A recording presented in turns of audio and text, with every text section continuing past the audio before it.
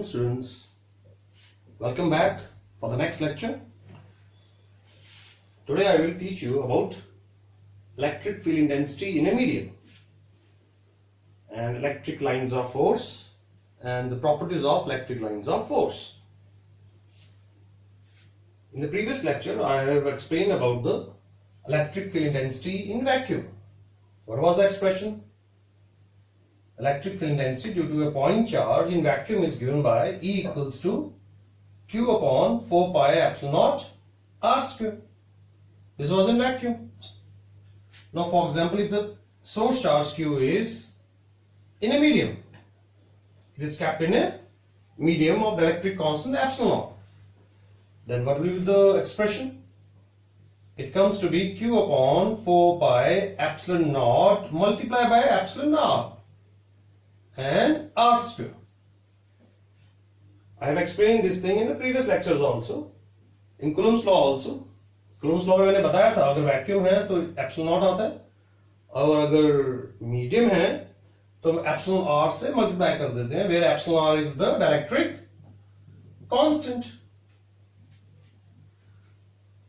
Oh, now see, this is equation number 1, this is equation number 2. This is in medium. What is this expression? See, Q upon 4 pi epsilon naught R square. This is E. What do we get? Electric field in medium is electric field in vacuum divided by epsilon R. It means electric field intensity due to a source charge in a medium decreases by epsilon R times, where epsilon R is the dielectric constant. इसका मतलब medium में electric field की जो intensity होती है dielectric medium में वो कम हो जाती है. वो कितना कम हो जाती है? जितना उसका डायलेक्ट्रिक कांस्टेंट होता है उतने टाइम्स कम हो जाती है. This is the expression for this, and from this what we get? We get epsilon r equals to E upon Em. This is another definition of dielectric constant. और इस expression से क्या डिफाइन करें, कैसे define करेंगे? It is the ratio of electric field intensity in a medium in vacuum divided by the electric field intensity in a medium. So what is the definition of dielectric constant? Well, again, another definition for this. It is the ratio of electric field intensity due to a source charge in vacuum to the electric field intensity in a medium. Since it is a ratio, it has no units. And one thing more, from this expression, say for this expression, for metals, what is epsilon r? मैंने बताया आपको, infinity. It's infinite.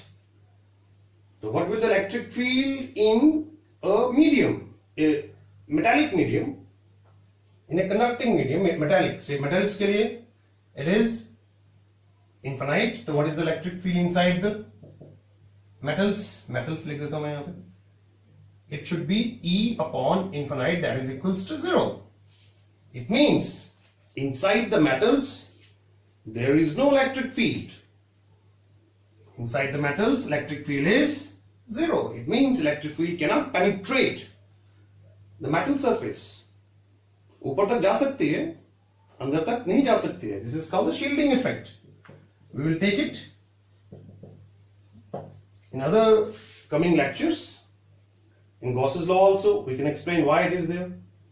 But at present, since the metals have an electric constant infinity, therefore the electric field in a metal, say this is a charge and this is a metal, either it is a solid or a hollow metal, the electric field inside the metals is 0. It means electric field cannot penetrate a metal surface or a metal body. It can be over the surface of the metal body, but it cannot go inside it. This is the, you can say, the physical meaning of this expression. This is the electric field intensity in vacuum. This is the electric field intensity in a medium. This is the new formula for you. Electric field decreases in a dielectric medium, and dielectric constant is the ratio of these two. Electric field in a vacuum divided by electric field in a medium. It has no units. This is what I want to say. Electric field intensity due to a point charge in a medium. Now, in next topic, I just want to, what the superposition principle, or you can say the electric field due to a number of point charges. Electric field intensity due to a number of point charges. Say, electric field intensity at a point. Electric field intensity at a point due to a number of point charges. जैसे हमने Coulomb's law का superposition principle किया था, वैसे ही हम यहां भी कर रहे हैं. मान लेते हैं this is a space and there are so many charges are here. This x-axis, y-axis, z-axis, origin. So this is q1, this is q2, q3, q4, q5, say qn. यहाँ मैं बीच में कोई qi ले लेता हूँ. Let it be qi, यहाँ ले लेते हैं. So there are so many charges in space. Now everyone has its own electric field. चारों तरफ इसकी अपनी electric field होगी. But if I want to find the electric field intensity at a point, say any point, say this is a point P. So what will the electric field intensity at point P due to all the charges? Since electric field intensity is a vector quantity, since it is a vector quantity, so what is electric field intensity at P? It's very simple. Just like superposition principle in Coulomb's electrostatic forces. The electric field intensity at P is because of the first charge. इसके ऊपर इस point पे इसके कारण जो electric field intensity होगी वो लेंगे, that is EP1 plus EP2 plus EP3 plus so on electric field at P because of the nth charge. This is the point. I mean to say अगर हम point P पे test charge रख दें, the question is that where the test charge will go because of the all the charges surrounding it. तो test charge जाएगा कहाँ? There are so many charges around it. तो उसके लिए for example यहाँ test charge रखते हैं, तो ये वाली charge इस पे electric field exert करेगा, so all are positive in nature. तो ये इधर जाएगा. This is electric field at P because of 1. 2 के कारण कहाँ होगी? इधर होगी. Electric field at P because of 2. 3 के कारण इधर होगी. 4 के कारण इधर होगी. 5 के कारण इधर होगी. So on. तो हम सबका क्या कर लेंगे? Vector sum. It's very difficult to vectorally add all the intensities, but mathematically, what we have to do? We have to take a vector sum of all the electric field intensities at point P because of all other charges. अगर आप इसको आगे extend करना चाहते हैं, it's very simple. You can take 1/4 pi epsilon naught P पे Q1 के कारण. तो क्या आएगा यहाँ पे? Q1 upon, let it be R1 square, R1P, RP, P1 है, let it be R1P square, R cap 1, 1 से P की तरफ, तो I can write here 1P, 1 से P की तरफ, this is a unit vector, R cap 1P, unit vector from 1 to P, Q1, ये वाला चार्ज, स्क्वायर नहीं है, स्क्वायर आएगा R1P square, this one electric field intensity का फॉर्मूला क्या होता है? नीचे स्क्वायर होता है. ये दोनों का डिस्टेंस, इन दोनों के बीच का डिस्टेंस का स्क्वायर लेंगे, प्लस अगर हम electric field intensity because of Q2 निकालना चाहते हैं तो क्या लेंगे? ये डिस्टेंस लेंगे. ये डिस्टेंस कितना होना चाहिए? R2P.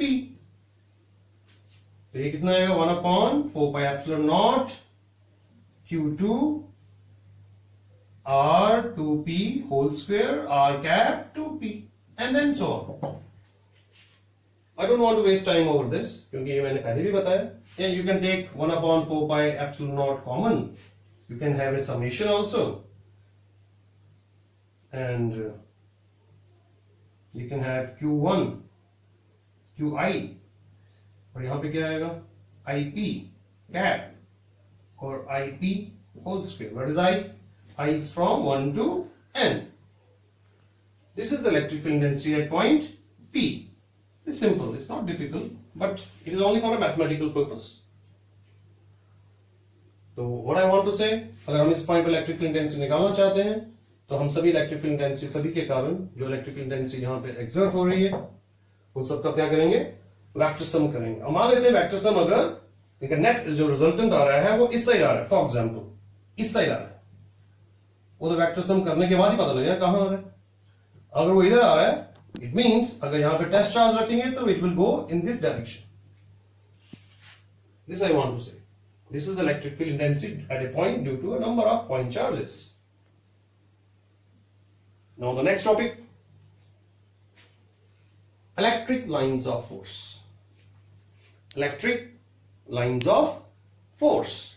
Now, electric lines of force. Electric lines of force is also called electric field lines. This was first of all given by Michael Faraday. Now, electric lines of force or electric field lines.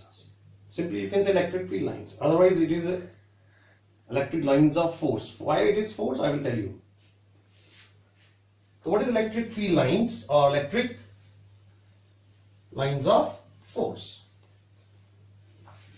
Previous lecture में मैंने आपको बताया था कि अगर electric field में अगर कोई टेस्ट चार्ज रख देते हैं और टेस्ट चार्ज जहां जहां से गुजरता है उसके फुटप्रिंट्स को अगर हम जोड़ दें, that give rise to electric field line और electric lines of force. Electric lines of force is an imaginary part, it's an imaginary part. Straight भी हो सकता है और कर्व भी हो सकता है। Traversed, what do you mean by traversed? See the word traversed. Traversed का मतलब चलते भी जाना है और अपने फुटप्रिंट्स भी छोड़ देना। जस्ट लाइक जैसे डेजर्ट में कैमल चलता है तो उसके फुटप्रिंट्स का निशान होता है। अगर हम फुटप्रिंट्स को ज्वाइन करते हैं, we get some line, we get some path. That means it is a travels, moving with leaving the footprints behind. The electric lines of force is an imaginary path, straight or curved, straight भी हो सकता है, curved भी हो सकता है, traversed by a unit positive test charge.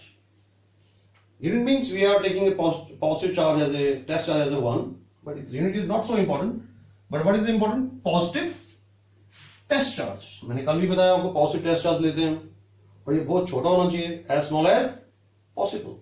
तो अगर इलेक्ट्रिक फील्ड लाइन यहाँ पे इलेक्ट्रिक फील्ड है इस पूरे स्पेस में तो हम यहाँ पे टेस्ट चार्ज रख देते हैं Q नॉट।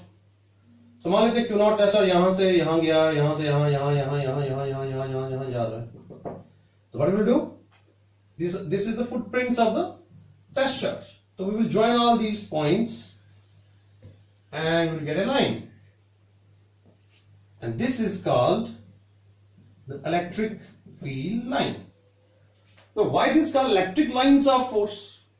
ये भी मैंने प्रीवियस लेक्चर में बताया था कि अगर इलेक्ट्रिक फील्ड है, अगर टेस्ट चार्ज रखते हैं तो फोर्स इसका मतलब इसको इस तरफ फोर्स है, जिस तरफ फोर्स होती है उसी तरफ टेस्ट चार्ज जाता है। अगर यहां रखेंगे इट मींस फोर्स कहां पे, इस साइड है, यहां रखेंगे तो फोर्स इस साइड है, और जिस तरफ फोर्स होती है उसी तरफ इलेक्ट्रिक फील्ड की डायरेक्शन होती है। It means this is the force also and this is the direction of electric field intensity also, electric field intensity also. But the magnitude of the electric field intensity may be different at different positions. For example, this is 0.1, this is say 2, this is say 3, this is say 4. So यहाँ पे कैसा, we will draw a tangent to it. This is force as well as electric field intensity. This is force 1, electric field intensity 1. अगर ये second point है तो यहाँ लेंगे force 2, electric field intensity 2. यहाँ third, यहाँ fourth. It means electric field is not uniform. अगर uniform होती तो हम उसको मैग्नीट्यूड में बराबर ले सकते थे, but since the direction is also changing, it's not uniform. तो जहां टेस्ट चार्ज अगर हम फ्री रखते हैं इस इलेक्ट्रिक स्पेस में, अगर इलेक्ट्रिक फील्ड है और यहां पे टेस्ट चार्ज रखते हैं, जिस तरफ से टेस्ट चार्ज गया, मैंने भी बताया था यहां से टेस्ट चार्ज गया, तो उसके फुटप्रिंट्स को अगर हम ज्वाइन करें तो we get an electric field line, or that is called electric lines of force. The tangent to, see the tangent to electric field line at any point gives the direction of electric field intensity at that point. अगर हम इस point पे electric field intensity की direction निकालना चाहते हैं तो we will draw a tangent. Obviously charge अगर इधर आ रहा है तो टेंजेंट भी इसी साइड ड्रॉ करेंगे, इधर नहीं ड्रॉ करेंगे। अगर हम यहां निकालना चाहते हैं इस पॉइंट पे इलेक्ट्रिक फील्ड इंटेंसिटी की direction, we draw a tangent at this point. This is the tangent and it gives the direction of the electric field intensity. ये इलेक्ट्रिक फील्ड लाइन है, this is electric field line or electric line of force. But these tangents give the direction of electric field intensity at different positions. ये line straight भी हो सकती है, अगर mostly अगर uniform electric field हो तो it can be a straight line, हो सकता है, it can be curved also, but these are imaginary lines. It's just like a magnetic field line. जैसे आपने छोटी क्लासेस में 10th में magnetic field lines को ड्रॉ किया होगा, taking a bar magnet और उसके electric magnetic field lines draw किए होंगे, तो वैसे ही these are electric field lines. यहां जहां से वो टेस्ट चार्ज गुजरता है, पॉजिटिव टेस्ट चार्ज, उसके फुटप्रिंट्स को जोड़ दो, you get an electric field line, and tangent to that gives the electric field intensity. Now अगर एक पॉजिटिव चार्ज हो और एक नेगेटिव चार्ज हो, से मैं यहां नेगेटिव रख रहा हूं, यहां नेगेटिव रख रहा हूं, ये पॉजिटिव रख रहा हूं, तो क्या होगा? पास पास रखें। अगर हम दूर रखते हैं तो क्या होगा? मैंने कल बताया, दूर रखते हैं तो क्या होता है? ये पॉजिटिव और एक नेगेटिव है, तो पॉजिटिव इलेक्ट्रिक फील्ड लाइंस कैसे निकलते हैं? Radially outwards, it goes outwards. कल के प्रीवियस लेक्चर में मैंने बताया आपको, पॉजिटिव टेस्ट चार्ज हो, सोर्स चार्ज हो पॉजिटिव प्लस क्यू, तो electric field lines radially outwards होती है, और अगर नेगेटिवली चार्ज हो सोर्स चार्ज, तो electric field lines comes inwards, it is radially inwards की तरफ होते हैं, अंदर की साइड। ये मैं कल आपको बता चुका हूं। नेगेटिव चार्ज अंदर की साइड इसलिए आ रही है क्योंकि टेस्ट चार्ज पॉजिटिव होता है, और ये नेगेटिव होता है, टेस्ट चार्ज के पास ही आएगा, अट्रैक्ट करेगा। ये बाहर इसलिए क्योंकि टेस्ट चार्ज पॉजिटिव होता है, ये इसको रिपेल करेगा, दे will go outside, it will come inside. लेकिन अगर एक चार्ज नेगेटिव हो और दूसरा पॉजिटिव हो, से नेगेटिव है और एक पॉजिटिव हो, पास पास में, this combination is called electric dipole. तो क्या होगा? अगर एक नेगेटिव चार्ज है, दूसरा पॉजिटिव चार्ज है, पास में इनमें कुछ डिस्टेंस है, just separated by some distance to it, for example, actually this is called electric dipole. ये मैं नेक्स्ट लेक्चर में लूंगा इलेक्ट्रिक डाइपोल। इस केस में इलेक्ट्रिक फील्ड लाइंस कैसे होंगी? They will go from positive and comes at negative, like this. Positive से निकलेंगे, नेगेटिव में एंटर करेंगे, जस्ट लाइक दिस। और ध्यान रखना कि no two electric field lines can intersect. Draw करते टाइम देखना ये आपस में इंटरसेक्ट ना करें। This is the electric field lines due to an electric dipole. It is little bit cylindrical symmetric. कैसी है ये? Cylindrical symmetric. ऐसे कोई ज्यादा सिमेट्रिक तो नहीं है, लेकिन फिर भी it is cylindrical symmetric. These are spherical symmetric, spherical symmetric, ये भी spherical symmetric है। और इलेक्ट्रिक डाइपोल के कारण ये कैसे होती है?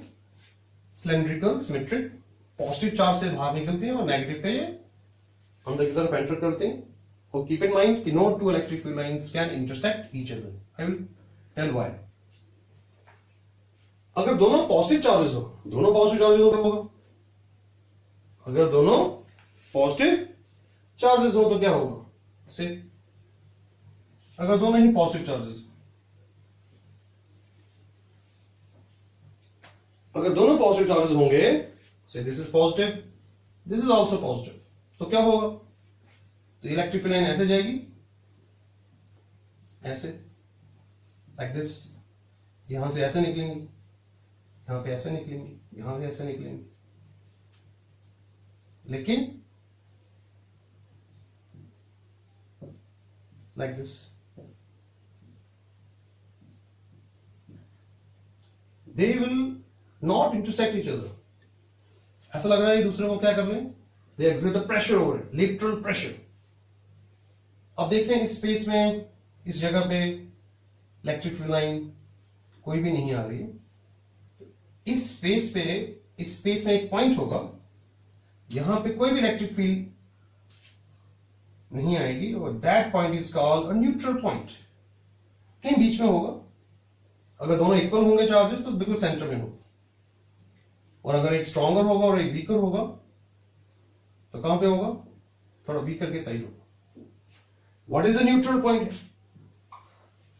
Neutral point is that point where the net electric field intensity is zero. यहां पे net electric field intensity zero हो। अगर आप इस पॉइंट पे टेस्ट चार्ज रखेंगे तो test charge will not go anywhere, वो यहीं रहेगा। This is called the neutral point. And neutral point कहां मिलता है? यहां दोनों चार्जेस पॉजिटिव हो या दोनों चार्जेस नेगेटिव हो।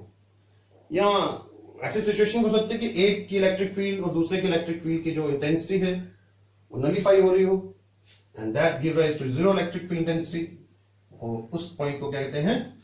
Neutral point. तो see once again, electric lines of force. Electric lines of force क्या है? जहां से टेस्ट चार्ज जाता है उसके रास्ते को जोड़ दिया जाए, उस रास्ते को इलेक्ट्रिक फील्ड लाइन कहते हैं। और किसी पॉइंट पे अगर हमने डायरेक्शन निकालनी हो इलेक्ट्रिक फील्ड इंटेंसिटी की तो हम टेंजेंट ड्रॉ करते हैं, और टेंजेंट उसी तरफ ड्रॉ करना है जिस तरफ टेस्ट चार्ज जा रहा।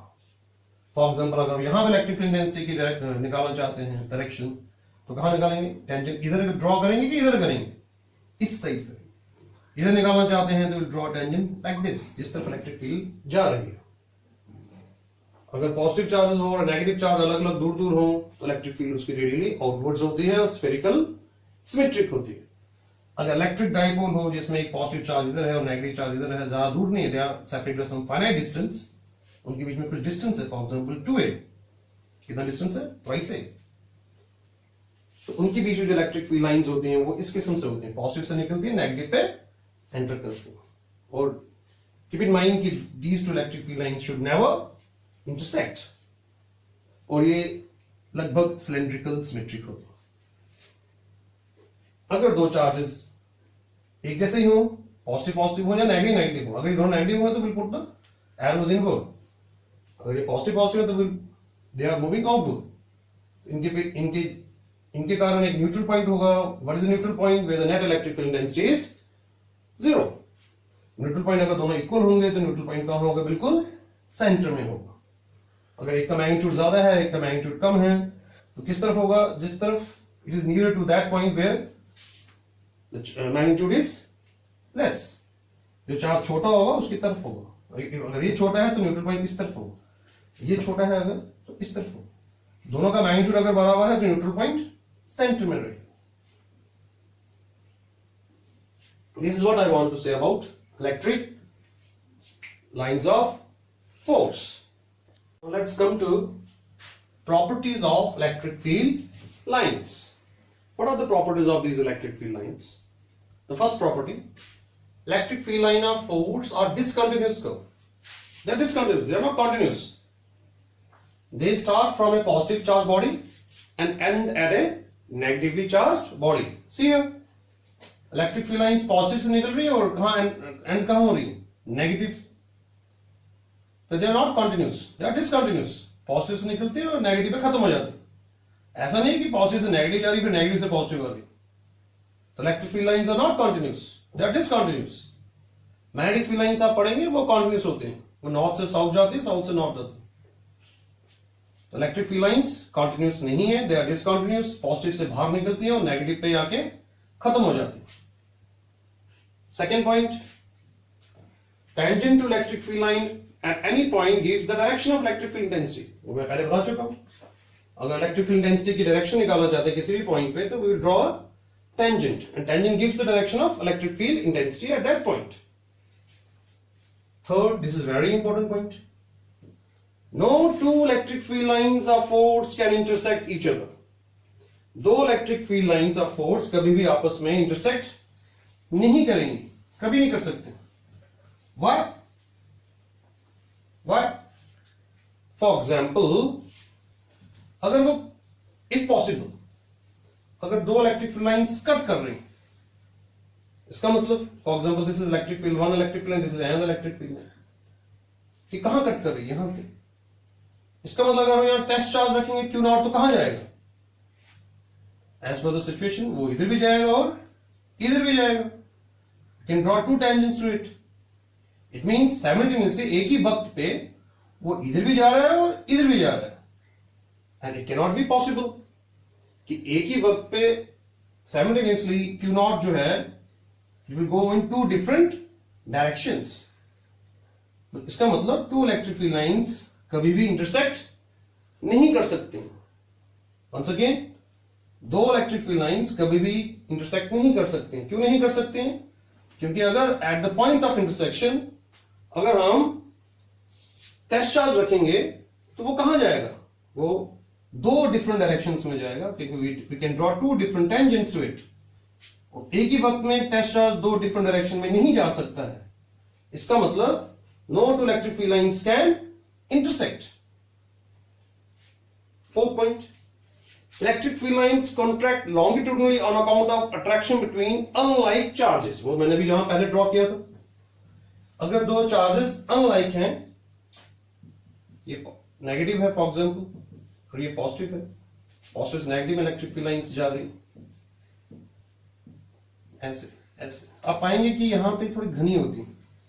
ऐसा लग रहा है कि इलेक्ट्रिक फील्ड लाइंस लॉन्गिट्यूडनली क्या हो रही है? कॉन्ट्रैक्ट। ऐसा लग रहा है ये कॉन्ट्रैक्ट हो रही है क्योंकि दे आर क्लोजर हियर। तो electric field lines contract longitudinally on account of attraction between unlike charges. दोनों अनलाइक चार्जेस के बीच में अट्रैक्शन कर रहे हैं। ऐसा लग रहा है कि दे आर कॉन्ट्रैक्टिंग लॉन्गिट्यूडनली। ऐसे पतला पतला लग रहा है आपको, they are close and dense, और ऐसा लग रहा है कि दे आर कॉन्ट्रैक्टिंग। अगर दोनों चार्जेस सेम हो तो ऑब्वियसली यहां मैंने ड्रॉ किया, फॉर एग्जांपल ये एक पॉजिटिव चार्ज है, दूसरा भी पॉजिटिव चार्ज है, तो क्या होगा? इसकी इलेक्ट्रिक फील्ड लाइन ऐसे जाएगी, ऐसे जाएगी, और ऐसा लग रहा है कि ये आपस में क्या कर रहे हैं? रिपेल कर रहे हैं। और इनके बीच में क्या है? Lateral pressure.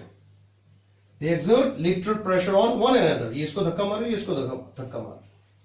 They exert lateral pressure on account of repulsion between like charges.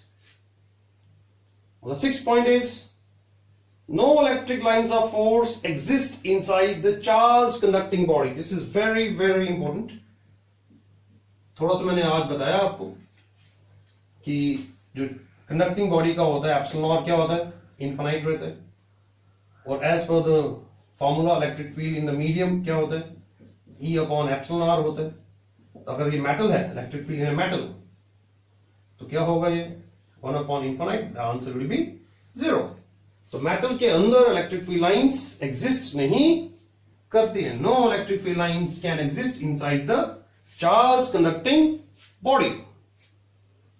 These are the 6 points. 7 points.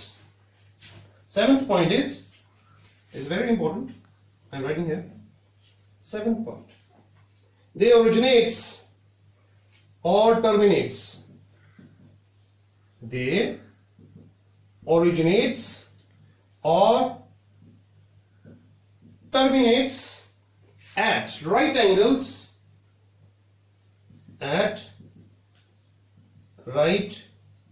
angles to the charged surface. Charged surface. This is again very important. For example, एक charged surface है, irregularly है. If it is positively charged, for example, this is positively charged surface. इस electric field lines इस surface से कैसे निकलेंगी? 90 degrees. This angle will be 90 degrees. यहां से कैसे निकलेंगे? यहां निकलेंगे like this. इस एंगल कितना होना चाहिए? 90 degrees. अगर यहां पे पॉजिटिवली चार्ज होगा तो कैसे निकलेंगे? यहां से यहां निकलेंगे। इलेक्ट्रिक फील्ड सरफेस से हमेशा कितने एंगल में निकलती है? 90 डिग्रीज। क्यों निकलती है? ये भी हम नेक्स्ट टॉपिक्स में पढ़ेंगे। क्योंकि चार्ज सरफेस, कंडक्टिंग सरफेस जो भी होता है वो एक इक्विपोटेंशियल सरफेस होता है, तो हम नेक्स्ट टॉपिक में कभी बताएंगे आपको। बट प्रेजेंट अगर ये नेगेटिव चार्ज होगा, फॉर एग्जाम्पल कहीं पे अगर ये बॉडी कोई नेगेटिवली चार्ज है, इरेगुलर बॉडी नेगेटिवली चार्ज है, तो इलेक्ट्रिक फील्ड लाइन एंटर करेंगी 90 डिग्रीज पे ही एंटर करेगी to the surface. Means they originates or terminates at right angles to the charged surface. This is the 7th point. Now what is the 8th point? अगर हम electric field intensity, electric field lines को close करें, जैसे ये ऐसे draw करते हैं, for example electric field lines को हम ऐसे ड्रॉ कर रहे हैं, यहां इस फिगर में आपको क्या लग रहा है कि यहां पे इलेक्ट्रिक फील्ड लाइंस क्लोजर है और यहां पे थोड़ा दूर दूर है। तो closer the electric field lines, it means stronger is the electric field, stronger is the electric field, और इनकी स्ट्रेंथ भी यहां पे क्या है, ज्यादा है as compare to this portion. इस पोर्शन में इलेक्ट्रिक फील्ड इंटेंसिटी की स्ट्रेंथ ज्यादा है और इस पोर्शन में इलेक्ट्रिक फील्ड की स्ट्रेंथ कम है। कभी कभी हम किसी जगह मोटी मोटी लाइन से ड्रॉ कर सकते हैं, मोटी मोटी, as compare to thinner lines. जैसे यहां पे here the line is very thick and here it is very thin. It means here the electric field is stronger than here. These are some points or properties of electric field lines. Once again, electric field lines discontinuous होती हैं, ये positive से निकलती हैं, negative पे खत्म हो जाती हैं। Second point, tangents to the electric field line. Tangent अगर ड्रॉ करते हैं तो it gives the direction of electric field intensity at that point. Third point is very important. No two electric lines of force can intersect. मैंने बताया क्योंकि at the point of intersection अगर हम test charge रखेंगे तो एक ही वक्त में दो जगह जाएगा, जो कि पॉसिबल नहीं है। इस इलेक्ट्रिक फील्ड लाइंस कभी भी इंटरसेक्ट नहीं करती। फोर्थ, अगर दो अनलाइक चार्जेस हो, पॉजिटिव नेगेटिव हो, तो उनके बीच में जो इलेक्ट्रिक फील्ड लाइंस होती हैं वो कॉन्ट्रैक्ट, लॉन्गिट्यूडनली कॉन्ट्रैक्ट करती हैं। उनके बीच में जो बीच की इलेक्ट्रिक फील्ड लाइंस होती हैं वो थोड़ा डेंस होती हैं as compare to the peripheral region. Fifth point, अगर दो पॉजिटिव चार्जेस हो या दो नेगेटिव चार्जेस हो तो उनके बीच की जो इलेक्ट्रिक फील्ड लाइंस होती हैं वो एक दूसरे को रिपेल करते हैं and they exert lateral pressure over one another. Sixth point, no electric lines of force exist inside the, ये मैंने यहां बताया। Sixth point, no electric field lines can exist inside the charge conducting body, क्योंकि charge, मैंने अभी बताया, कोई charge conducting body है, मेटल है फॉर एग्जांपल कंडक्टिंग, उसका एक्शन और इनफाइनाइट होता है और इलेक्ट्रिक फील्ड उसके अंदर जीरो रहती है एज पर the formula. Seventh point, electric field lines originates और terminates at right angles to the surface. किसी भी सरफेस पे, चार्ज सरफेस पे इलेक्ट्रिक फील्ड लाइन या तो ओरिजिनेट करेंगे तो परपेंडिकुलर टू द सरफेस करेंगे। If they terminates, if they come, they enter the surface with at an angle of 90 degrees with the surface.